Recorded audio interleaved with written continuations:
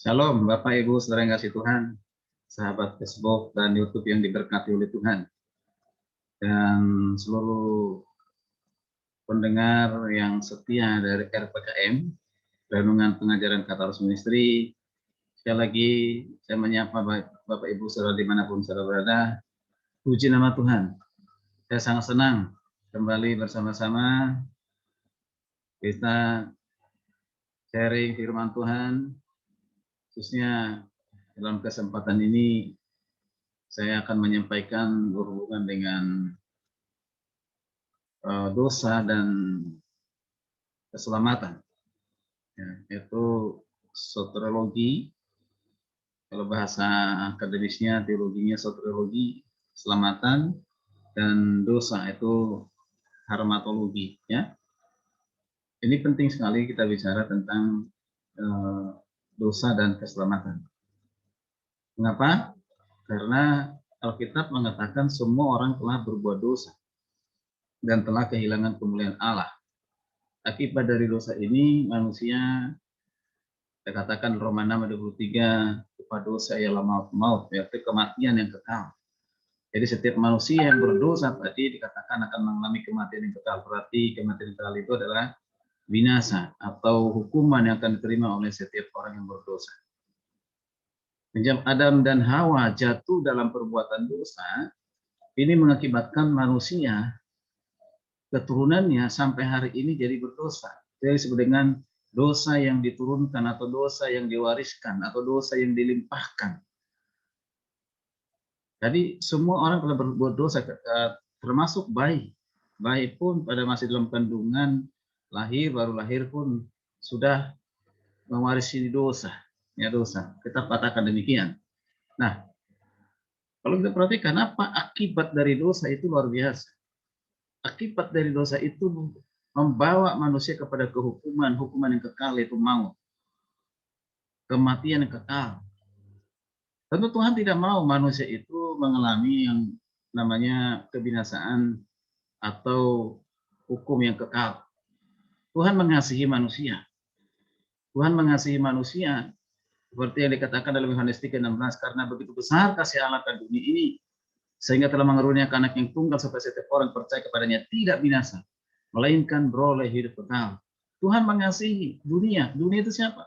Berarti manusia, mengasihi manusia. Dia memiliki sifat hakiki, yaitu sifat mengasihi. Mengasihi, kasih agape, kasih walaupun kita berdosa, Tuhan mengasihi kita. Walaupun melakukan pelanggaran, Tuhan mengasihi kita. Tuhan mengasihi manusia dari dulu, sekarang, sampai selamanya. Itulah sebabnya bukti kasih Tuhan itu, dia mau supaya manusia itu mengenal Tuhan, mengenal Tuhannya, mengenal juru selamatnya, dengan mengenalnya, percaya kepadanya, sehingga lepas, bebas dari hukuman maut itu. Tuhan mau supaya manusia diselamatkan. Untuk itulah Yesus datang ke dunia ini, yaitu menyelamatkan umat manusia dari dosa, melepaskan umat manusia dari hukuman yang kekal itu. Bapak Ibu yang kasih Tuhan, dosa itu menjadi pemisah antara Allah dengan manusia. Dosa mengakibatkan persekutuan dan hubungan manusia dengan Allah itu terputus. Dosa mengakibatkan manusia mati secara rohani, artinya tidak memiliki hubungan persekutuan dengan Tuhan. Dosa mengakibatkan manusia itu bukan saja mati sehingga manusia senang untuk melakukan pelanggaran, hidup dalam hawa nafsu, hidup dalam kedagingan, hidup mengikuti kemauannya setan. Tidak berkuasa untuk menolak kuasa setan, kuasa iblis, roh jahat. Mengikutinya. Mengapa? Karena begitu dahsyatnya kuasa dosa. Mempengaruhi, menguasai, bahkan terus-menerus berjuang supaya manusia itu jatuh dalam dosa. Itulah pekerjaan setan, pekerjaan iblis, supaya manusia itu jauh dari Tuhan, jauh dari kebenaran, tidak mengenal Tuhan, hidup dalam keinginan dosa, keinginan setan, keinginan iblis, roh jahat. Jadi Bapak Ibu kasih Tuhan, kalau begitu apa solusinya dari dosa? Akibat dari dosa itu sangat mengerikan, akan dimurkai oleh Tuhan. Lalu apa solusi dari dosa itu? Solusinya adalah adalah Allah sendiri yang datang ke dunia ini dalam pribadi yang agung yang mulia. Siapa dia? Yesus Kristus. Karena itu kita perlu belajar. Nah, belajar terutama manusia berdosa, keadaan manusia yang berdosa, baik itu dalam perjanjian lama, perjanjian baru. Hanya mengapa manusia bisa jatuh dalam dosa? Apa yang menyebabkan manusia jatuh dalam dosa? Dari mana asal-usul dosa itu? Ada yang mengatakan karena Tuhan yang menciptakan Adam dan Hawa, maka Tuhan juga menciptakan potensi manusia jatuh dalam dosa. Maka benar demikian. Dari mana asal-usul dosa? Di mana pertama kali ada dosa? Apakah di dunia pada saat Adam dan Hawa ada jatuh dalam dosa? Nah, ini yang perlu kita pelajari. Mari bersama-sama ikuti program Renungan Pengajaran Katoros Ministry dalam topik atau materi. Ini kalau di kelas teologi, Sekolah Tinggi Teologi Katoros disebut dengan mata kuliah, sekali lagi, mata kuliah harmatologi dan soteriologi, yaitu doktrin dosa dan keselamatan. Kita awali dengan doktrin dosa. Nah, doktrin dosa. Yaitu doktrin dosa dalam konsep dosa dalam perjanjian baru. Ya, perjanjian baru. Nah, ini yang perlu kita pahami bersama-sama.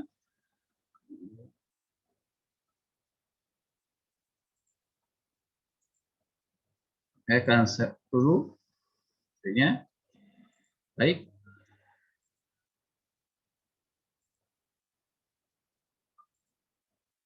Oke, baik. Konsep dosa dalam perjanjian baru. Perjanjian lama sudah ya, di YouTube bisa didengar, ditonton. Ada RPKM, nah, konsep dosa perjanjian lama. Silakan dibuka. Ya, sekarang kita lanjutkan dengan konsep dosa dalam perjanjian baru. Perjanjian baru.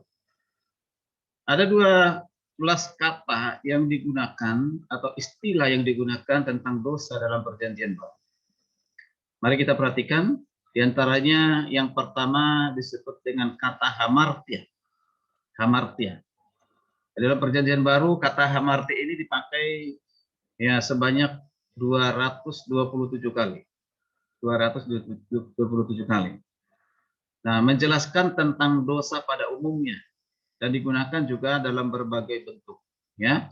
Nah, pengertian dasar dari kata hamartia hampir sama dengan kata hata ya dalam perjanjian lama ya, yaitu kehilangan sasaran atau ya kehilangan sasaran yang tepat, meleset, ya. Jadi tidak sesuai dengan sasaran, meleset, ya, dari tidak tepat. Itu bahasa pengertian dasarnya.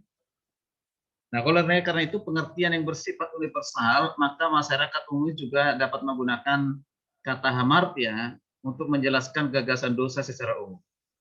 Jadi hamartia itu bisa ya gagasan secara umum. Ya misalnya jika seorang penulis skenario film ingin memakai kata yang memiliki arti dosa untuk semua jenis pelanggaran yang terjadi dalam cerita tersebut, maka kata yang dipakai itu adalah hamartia. Ya, hamartia. Demikian juga di dalam Injil. Kata hamartia hampir selalu dipakai dalam konteks yang menyatakan tentang keselamatan dan pengampunan dosa. Silakan dibaca nanti di Matius 1 ayat 12 dan juga Yohanes 1 ayat 29. Jadi Rasul Paulus menggunakan kata hamartia untuk menyatakan konsep dosa secara umum. Jadi konsep dosa secara umum. Silakan nanti dibaca di Kisah Para Rasul 2 ayat 38, demikian juga di kitab Roma pasal 5 ayat 12, Roma 6 ayat 1, 1 Korintus 12 ayat 13, dan juga ada di 2 Korintus 5 ayat 21, yaitu dosa-dosa yang dijelaskan ya oleh Rasul Paulus, yaitu dosa secara umum. Kemudian kita perhatikan hamartia, pengertian dosa dari kata hata di dalam perjanjian lama ternyata juga muncul juga dalam perjanjian baru melalui kata hamartia. Melalui kata hamartia. Jadi kata hata perjanjian lama, tapi dalam perjanjian baru muncul dengan kata hamartia. Hamartia menerangkan bahwa suatu pelanggaran atau tindakan serta sikap yang tidak mencapai sasaran yang benar, baik dahulu, sekarang, dan pada masa yang akan datang, tetap dinyatakan oleh Tuhan itu sebagai dosa di hadapannya, ya dosa di hadapan Tuhan. Jadi ini pelanggaran dan tindakan serta sikap yang tidak mencapai sasaran yang benar, ya dulu, sekarang, sampai selama-lamanya, ya. Itu yang pertama, hamartia. Lalu yang kedua, istilah yang kedua itu adalah paneros. Paneros. Apa arti dari paneros? Arti utama kata ini yaitu kejahatan atau bisa juga kekejian. Nah, jadi seluruh pemakaiannya dalam Perjanjian Baru itu menjelaskan tentang kejahatan moral. Jadi berhubungan dengan kejahatan moral. Silakan dibaca nanti beberapa ayat yang sudah dicantumkan di sini, yaitu Matius 7:11, Matius 12:39, Matius 15:19, dan yang lainnya. Ya. Nah, lalu kita perhatikan, sering dipakai untuk menjelaskan tentang kejahatan setan atau iblis. Matius 13 ayat 19, 38, 1 Yohanes 2 13 ayat 14, dan juga Yohanes 15 ayat 18. Nah, ini untuk menunjukkan apa? Menunjukkan kepada kuasa-kuasa roh jahat. Jadi yang bekerja sekarang inilah roh jahat, ya, di dunia ini. Itu sebenarnya paneros. Kejahatan yang disebut paneros itu sangat sulit dipahami dalam diri seorang. Terkadang orang bersikap lemah, lembut, namun hati serta moralnya menghancurkan. Dosa kejahatan-kejahatan moral ataupun rohani itu sukar untuk diantisipasi ataupun ditanggulangi. Ya, ditanggulangi. Sepertinya hal roh-roh jahat, setan, iblis, makhluk yang bersifat roh terlampau berat untuk dicegah. Jika hanya menggunakan kekuatan alamiah atau manusiawi, kecuali kuasa Tuhan Yesus, ya, yang dapat menyembuhkan, yang dapat mengatasi hal itu, ya. Oke. Nah, lalu Bapak Ibu saudara kasih Tuhan, kita perhatikan istilah yang ketiga, ya. Yang ketiga itu disebut dengan kakos. Kakos. Pengertian kata ini adalah jahat, atau bisa juga dikatakan hina atau rendah derajatnya. Jadi kata kakos dipakai untuk menerangkan kejahatan secara karakter atau kondisi hati yang jahat. Jadi kondisi hati manusia yang jahat itu disebut dengan kakos. Jadi kata kakos dipakai juga dalam Perjanjian Baru untuk menjelaskan keburukan-keburukan fisik ataupun keadaan jasmani yang kurang baik, ya, yang kurang baik. Ya. Nah, ini kakos. Masih berhubungan dengan kakos, kalau kita perhatikan apa perbedaan kata paneros dengan kakos. Ya. Paneros itu hanya khusus untuk dipakai untuk menerangkan kejahatan. Kejahatan moral atau juga bisa setan, roh jahat. Tapi kalau kakos itu bisa berarti kejahatan karakter.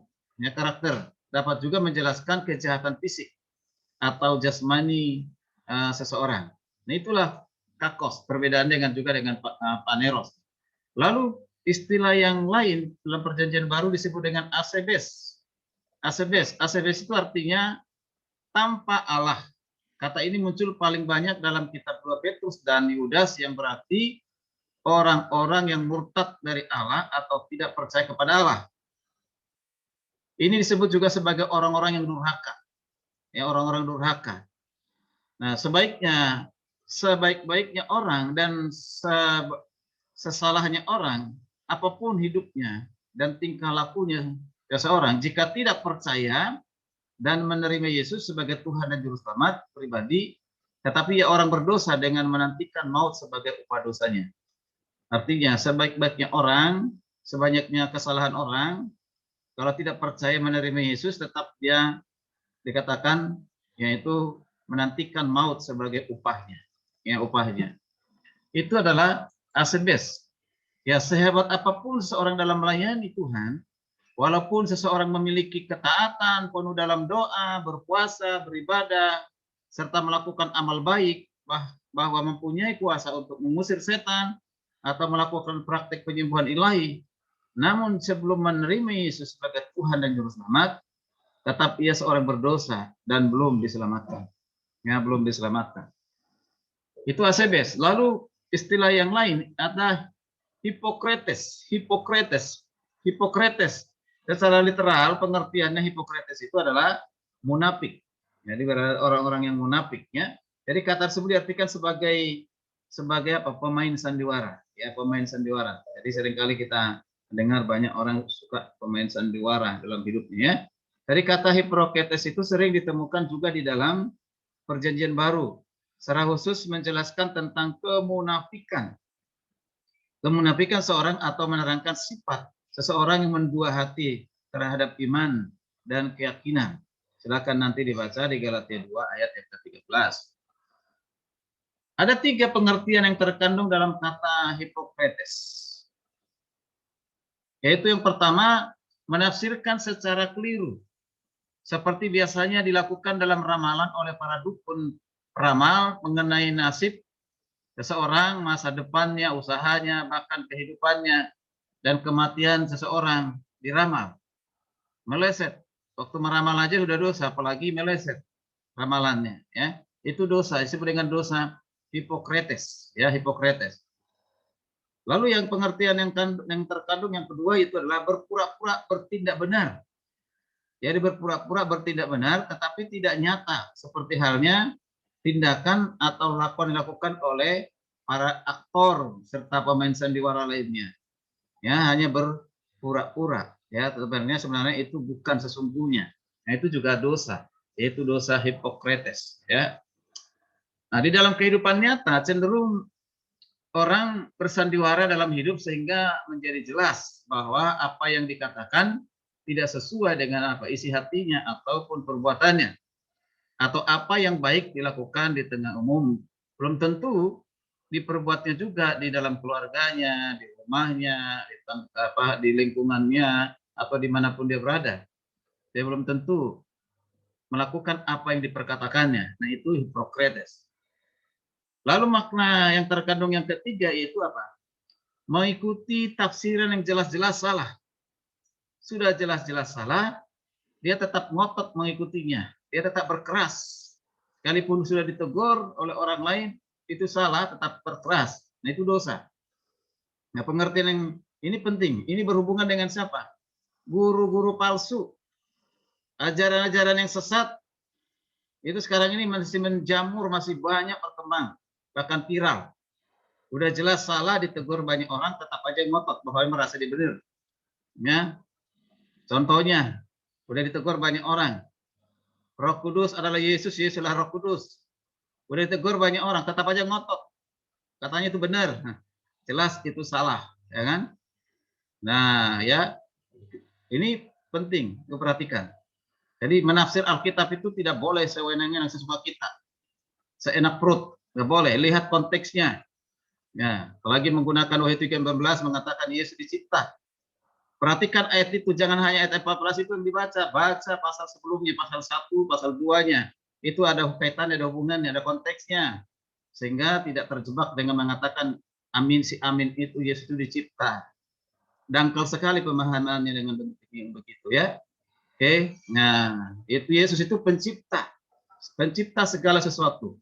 Lihat seluruh ayat Alkitab. Kolose 1 ayat 16-17 dikatakan di dalam Dia segala sesuatu diciptakan. Dalam siapa? Dalam Yesus. Ya, masa Yesus dicipta? Ini jelas, ini tafsiran yang keliru sesat. Karena itu mari jemaat kita ajari, ya. Ajari, nggak usah dihakimi orang yang mengajarkan yang demikian. Ya, kita doakan saja supaya segera bertobat, ya. Ya, Roh Kudus menjamah hatinya. Oke, baik. Masih Hipokrites. Karena tidak mempelajari Alkitab secara benar dan serius, mereka berusaha menafsirkan firman Tuhan secara subjektif berdasarkan kehendak dan pengalaman hidup mereka sehari-hari. Itu dia tadi yang saya bilang itu. Ya, menafsirkan Alkitab itu secara subjektif. Sekalipun mengaku-ngaku karena Roh Kudus, ya. Luar biasa. Roh Kudus itu roh kebenaran, pasti membuat orang mengerti kebenaran dan hidup kebenaran. Ya. Nah, sifat dasar mereka dalam munafik pertama-tama menipu diri sendiri dengan mengubah yang salah menjadi benar. Kemudian mereka menyesatkan orang-orang lain sehingga terjadilah dosa penyesatan. Jangan sampai disesatkan, jangan sampai tersesat. Karena itu benahi diri kita akan pengajaran firman yang baik, yang sehat, yang benar. Benahi jemaat kita dengan ajaran-ajaran yang baik, yang benar, yang sehat. Ya, dianjurkan ikuti para teolog hamba-hamba Tuhan yang sudah teruji pengajarannya.